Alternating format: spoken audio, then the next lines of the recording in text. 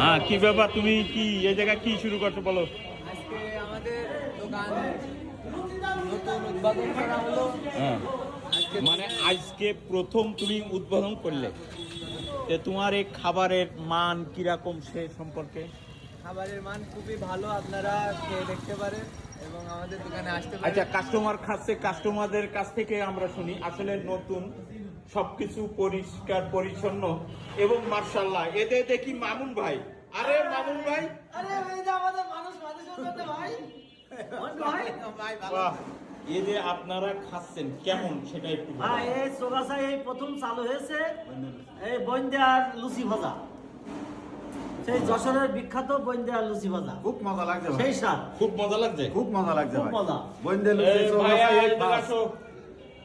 লুচি দাও।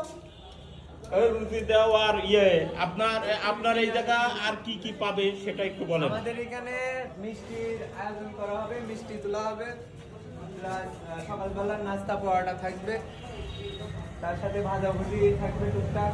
বন্ধের লুচিটা রেগুলার পাওয়া যাবে। এই হচ্ছে আমাদের আইটেম।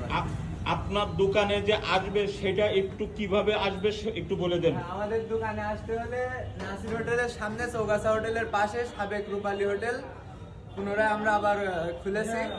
আপনারা আসবেন আমাদের দোকানে, আমাদের পরিবেশটা খুবই ভালো।